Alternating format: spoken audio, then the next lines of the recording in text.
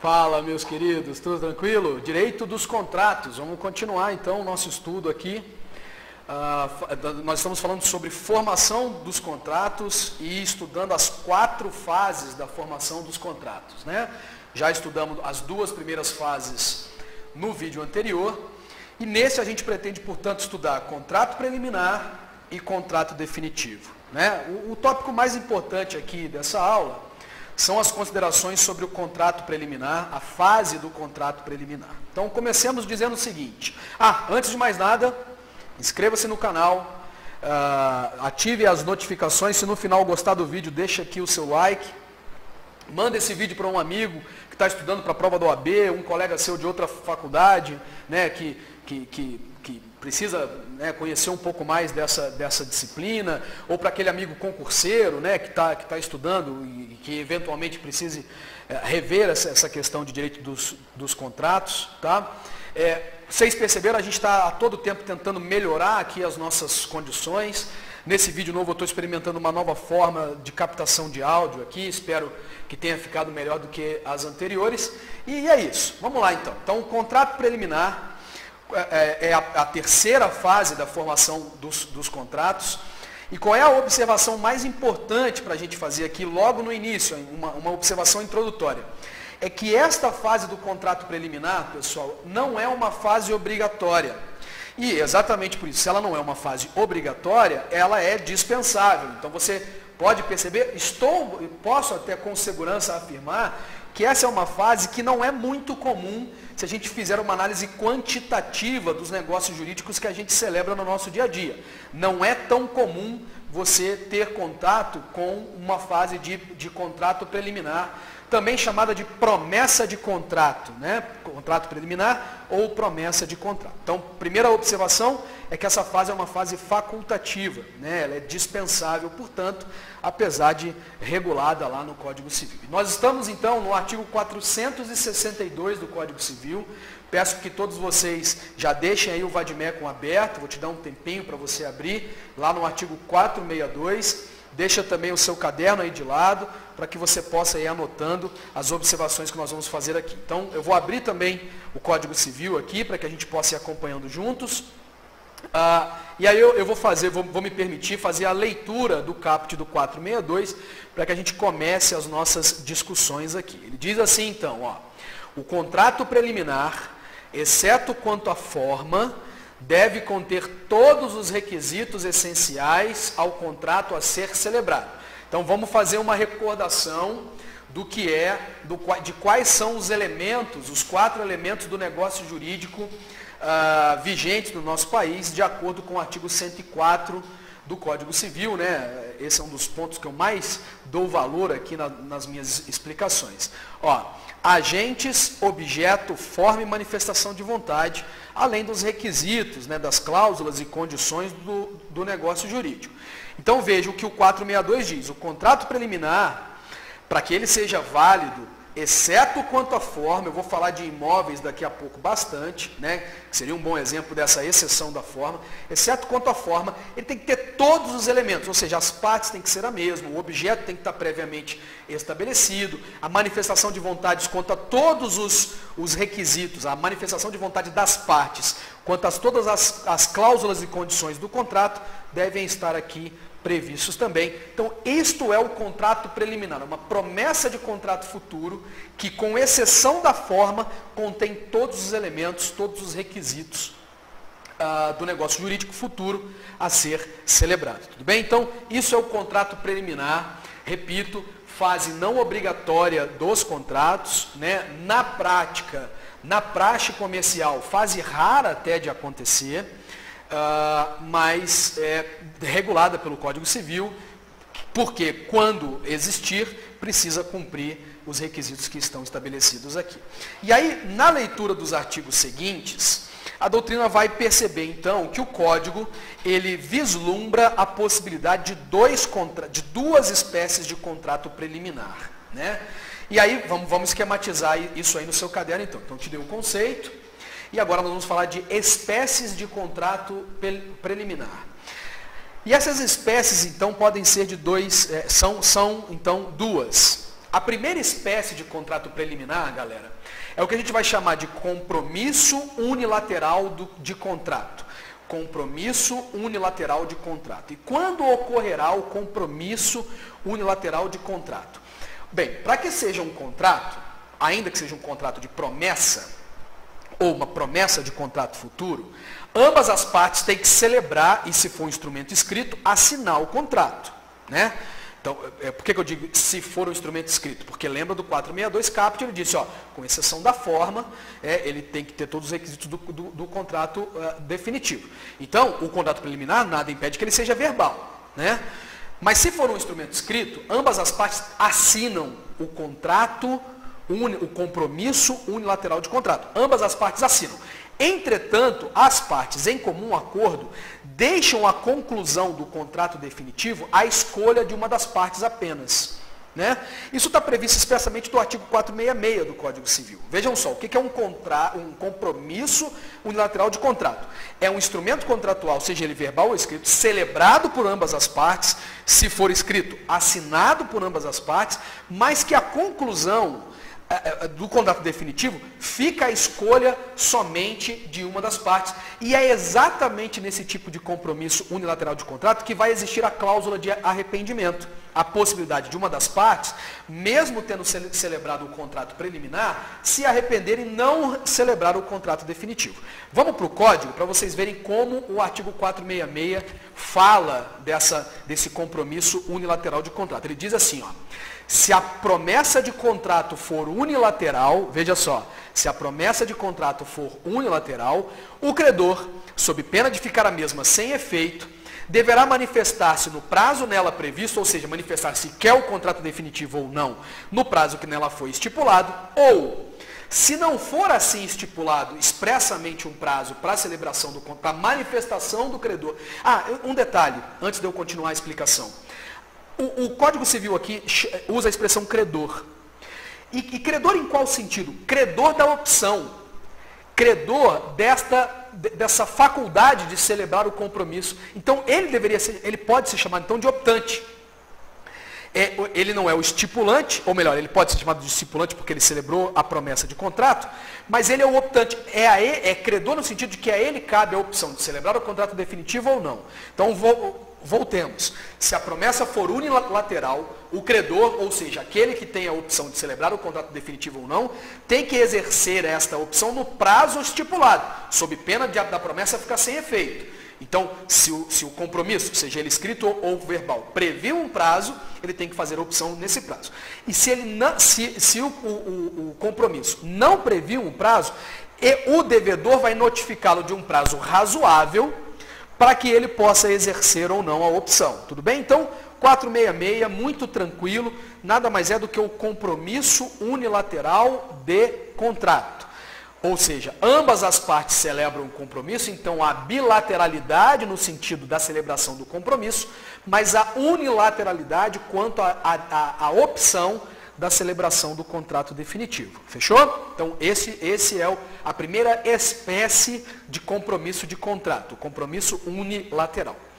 Aqui, pessoal, a gente está numa tranquilidade. Qual seria um exemplo, Jorge? Me dá um exemplo de um compromisso unilateral de contrato. Olha, talvez não seja muito comum para todos vocês, até porque no mercado financeiro, né, nós como pessoas físicas, cidadãos comuns, a gente acaba celebrando os contratos de leasing ou de arrendamento mercantil, geralmente com instituições financeiras.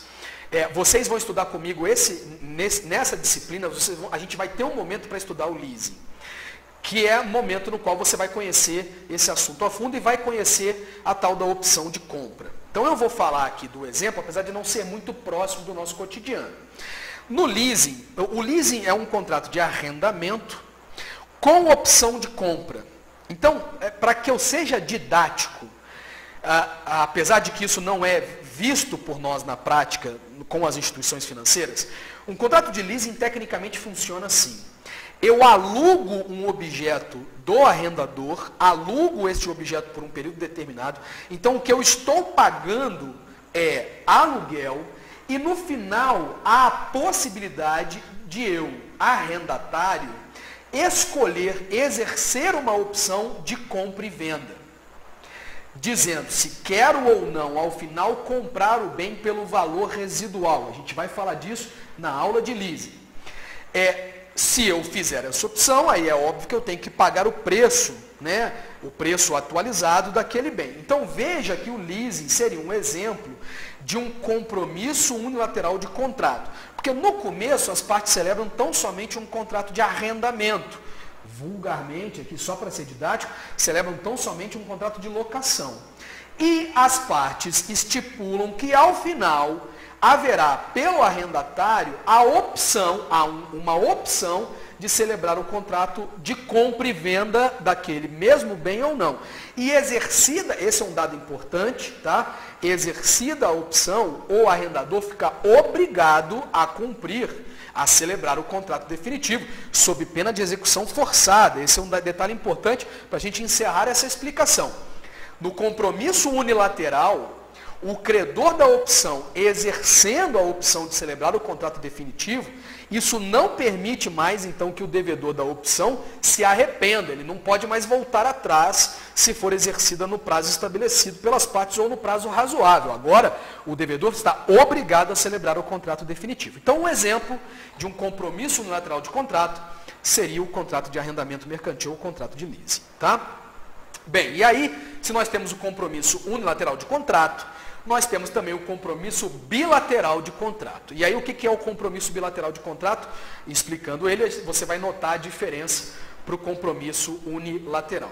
Neste compromisso bilateral, ambas as partes celebram o compromisso, isso é óbvio, e a opção já está exercida por ambas as partes, ou seja, ambas as partes já exercem a opção de celebrar o contrato definitivo. Esse é o dado, por isso que ele é bilateral. Porque agora a opção não cabe mais somente a uma das partes, cabe a ambas e ambas já exerceram. Isso faz com que, pessoal, neste tipo de compromisso, haja uma maior definitividade, atenção para isso, ainda não é o contrato definitivo, ainda se trata de uma mera promessa, mas a opção pelo contrato definitivo já foi exercida por ambas as partes. E é exatamente por isso, meus queridos e minhas queridas, que neste tipo de compromisso não cabe cláusula de arrependimento. Esse é o dado mais importante de todos, né, que está previsto lá no artigo 463 do Código Civil. E aí, por padrão, vamos lá dar uma lida. Concluído o contrato preliminar, com observância do artigo antecedente, ou seja, né, todos os elementos têm que estar presentes com exceção da forma, e desde que nele não conste cláusula de arrependimento, ou seja, que seja um compromisso bilateral de contrato, qualquer das partes terá direito de exigir a celebração do contrato definitivo, assumindo prazo a outra parte para que o efetive. Veja só que, apesar de ser um contrato definitivo, já há, portanto, o exercício da opção por ambas as partes, exatamente pela proibição da presença da cláusula de arrependimento, e, portanto, qualquer uma delas pode exigir, inclusive judicialmente, a gente vai falar bastante disso agora, a celebração do contrato definitivo. Legal? Então, o compromisso bilateral, ele tem uma maior, ele não é o contrato definitivo ainda, mas ele tem uma maior definitividade, exatamente porque ambas as partes já exerceram a opção de celebrar o contrato definitivo. Todos estão comigo? Legal? Então, este é a definição do contrato preliminar, o do compromisso bilateral de contrato definitivo. E aí, qual é o grande problema que nós temos aqui, pessoal? O grande problema está numa disposição do artigo 463, parágrafo único. Eu vou ler essa disposição e depois nós vamos fazer comentários sobre o que a jurisprudência entende dessa definição do 463. Realmente é uma previsão do Código Civil que é um pouco confusa, né? Não dá para, no primeiro... Na verdade, entendam, não é um pouco confusa quanto a entender o que está ali escrito. Entender o que está ali escrito é muito claro. A confusão está... o que o Código Civil quis exigir aqui, né? porque vocês vão ver que ele vai falar de registro público. Vamos lá, vamos ler o 463, parágrafo único. O contrato preliminar, atenção, o 463, parágrafo único, né, por uma simples questão de técnica legislativa, está se referindo tão somente ao compromisso bilateral de contrato. Essa disposição, essa exigência, não se refere ao compromisso unilateral, por uma simples questão de técnica legislativa. Se é um parágrafo do 463, só se aplica ao 463, ou seja, ao compromisso bilateral. Então vamos lá. O contrato preliminar deverá ser levado a registro competente. Numa primeira abordagem, meus queridos e queridas, parece que o Código Civil está dizendo que a validade do contrato preliminar só estará, né, cumprida, só haverá validade do contrato preliminar se ele for levado a registro.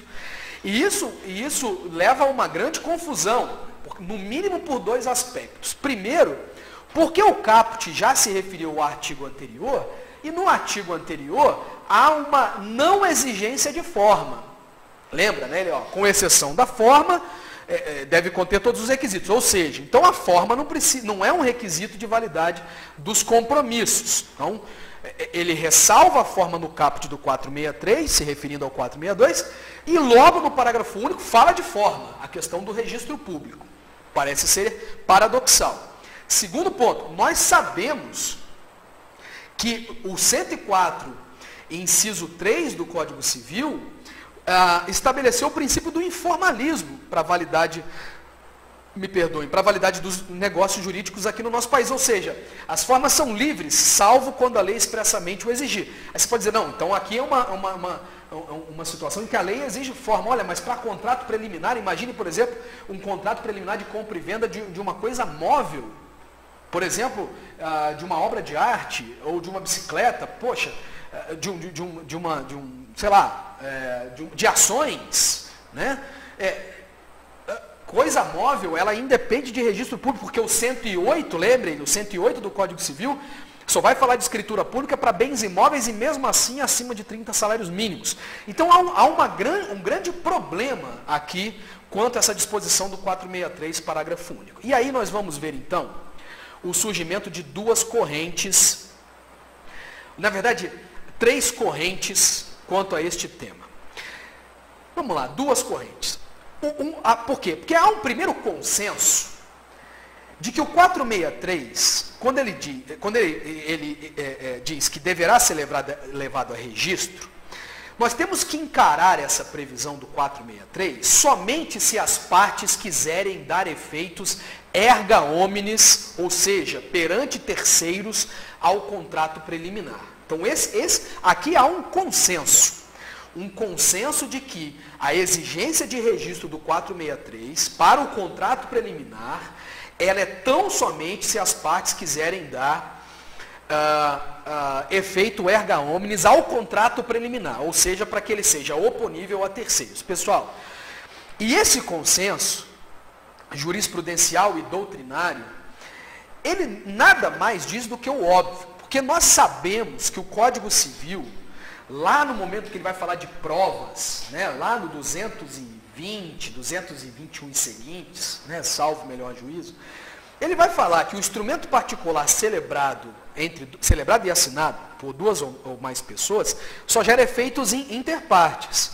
E ele vai dizer mais tarde que se este instrumento for levado a registro, aí ele é oponível a terceiros. Então, 463 não teria razão de existir, mas existiu e por isso a ideia, então, é que ele só reforça a ideia, né? Ele só reforça o conceito de que um contrato particular só gera efeitos entre as partes e somente se ele for levado a registro é que ele terá então repercussão ou efeitos, oponibilidade, erga omnes ou perante terceiros. Tudo bem?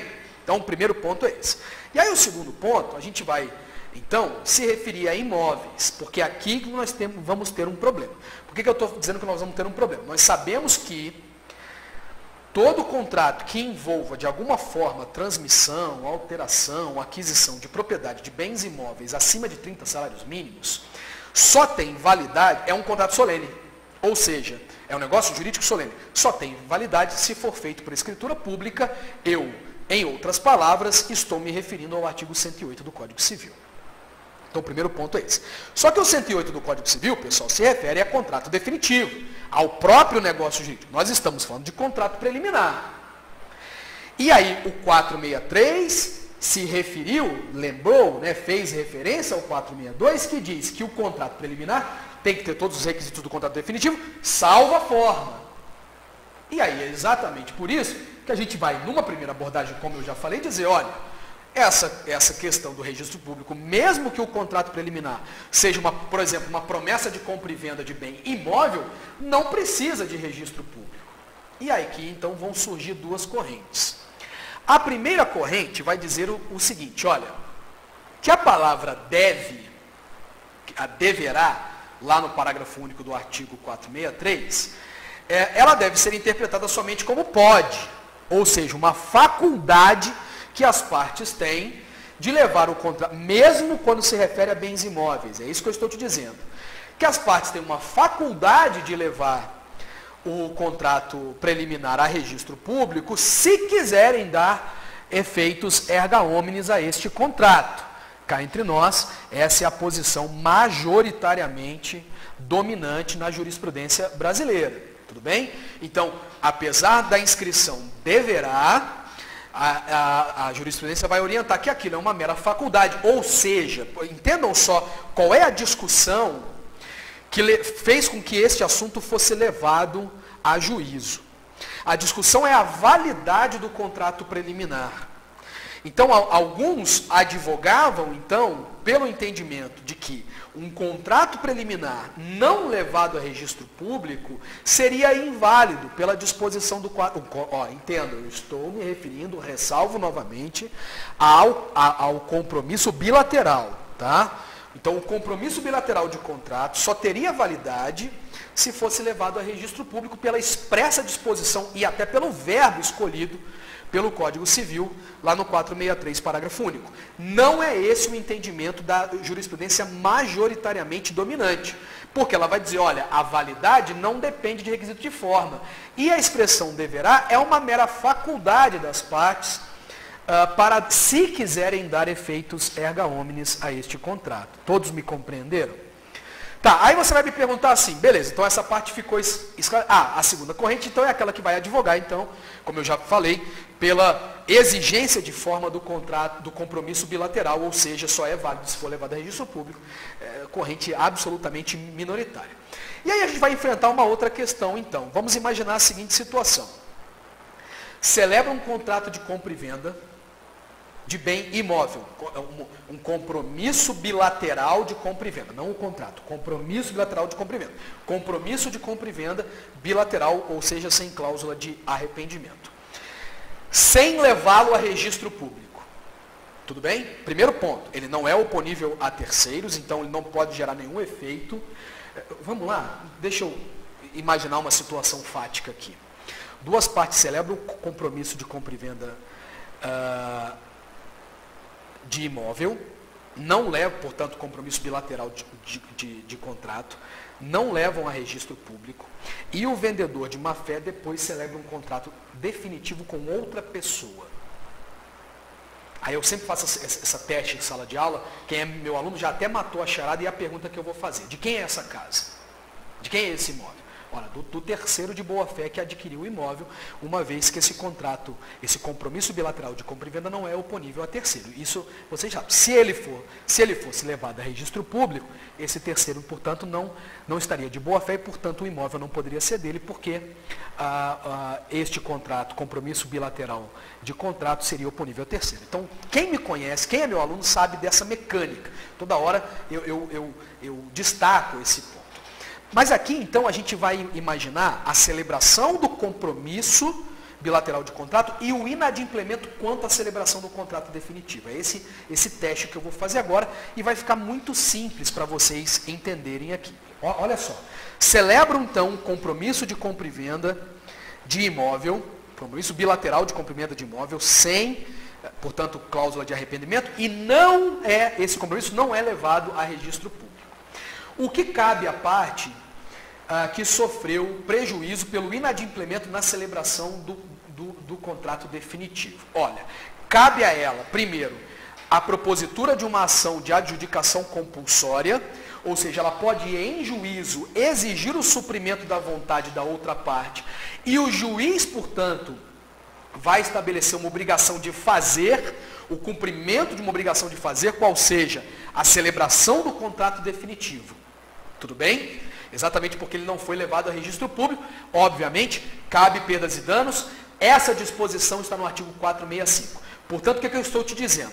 Se há celebração do compromisso de compra e venda de bem imóvel sem ser levado a registro público, este compromisso, portanto, estabelece ainda uma obrigação de fazer, que nada mais é do que a obrigação de celebrar o contrato definitivo. E, portanto, a parte prejudicada pode buscar o cumprimento forçado da obrigação de fazer, mais perdas e danos. 465 do Código Civil.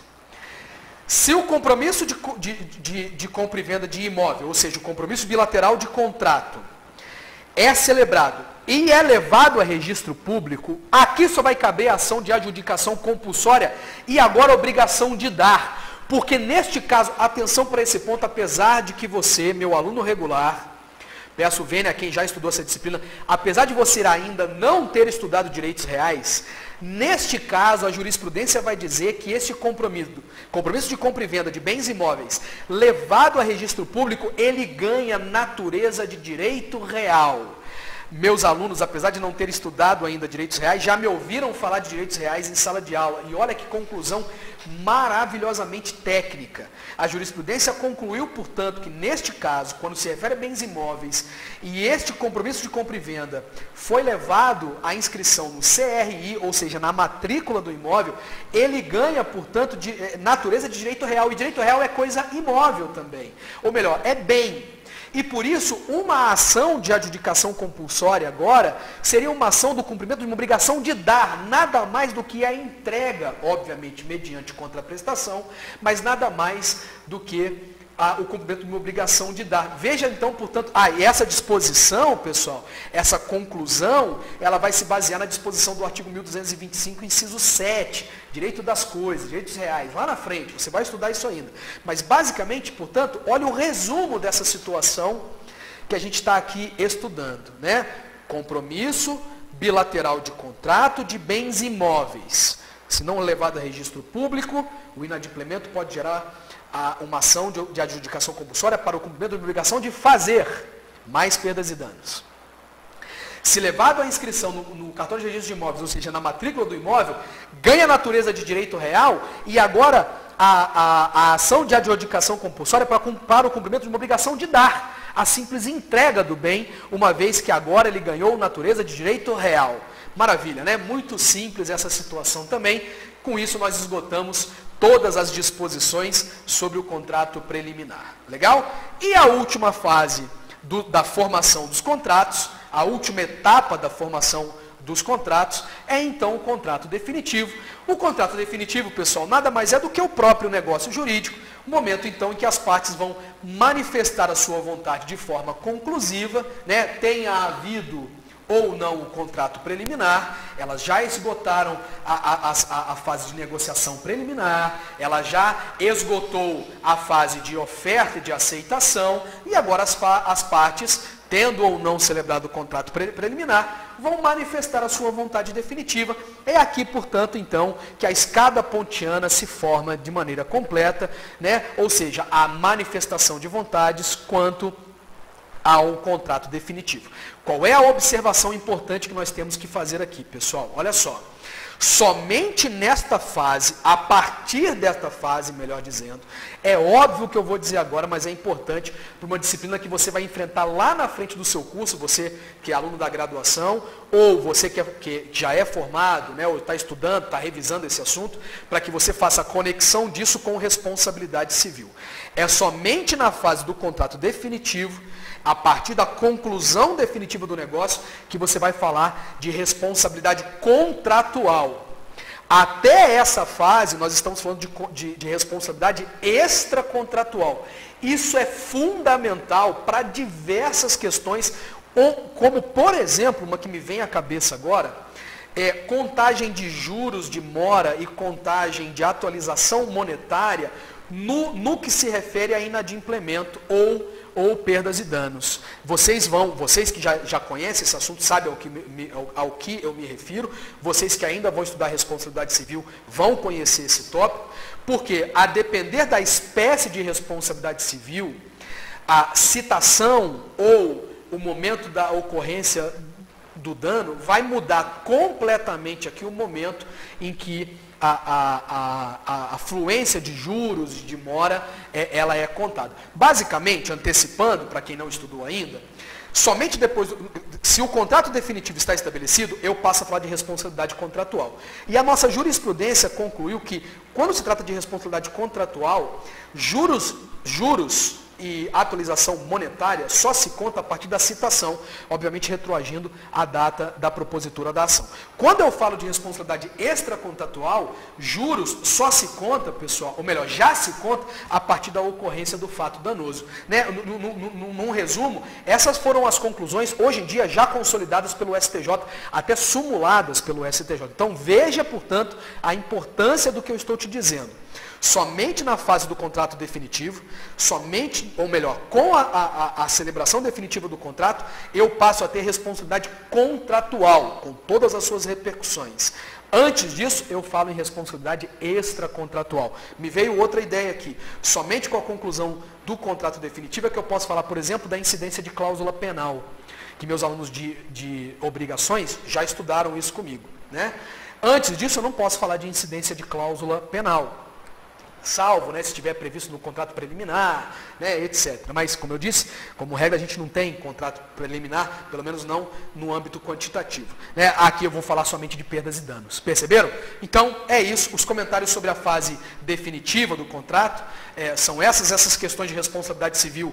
Eu me refiro ao 389 e 391, responsabilidade civil contratual. Né? Isso é obrigações, para quem já estudou comigo. Para quem não, né, quem está fazendo revisão para concurso ou AB, volta lá no 389 e 391, que vocês vão ver que toda vez que ele fala lá, né, de juros, mora, etc., ele está se referindo já à fase do contrato definitivamente celebrado. Legal? Então, com isso, a gente esgota esse capítulo, formação dos contratos. Né? Espero que todos vocês tenham gostado. Se você chegou até aqui e gostou da aula, deixa o seu like, manda essa aula para um amigo seu, vamos divulgar esse canal, como tenho feito aqui nessas aulas, né? Hoje é dia 27 de março de 2020, ontem a gente atingiu os nossos primeiros 1000 inscritos no nosso canal, então meu muito obrigado a todos vocês, vamos fazer esse canal crescer cada vez mais, então divulga, né? Se você gostou, manda isso para um amigo seu, para que ele possa conhecer o nosso canal e a gente crescer cada vez mais, legal? Grande abraço, meus queridos, deixa de ser janjo, né? Para não tomar uma voadora de 2 pés no peito.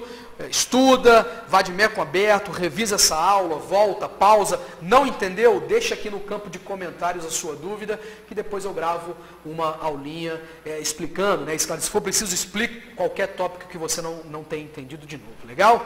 Fico muito feliz de vocês estarem aqui comigo, a gente vai continuar nessa nossa missão, levando conhecimento aí para o maior número de pessoas possíveis. Bons estudos, meus caros.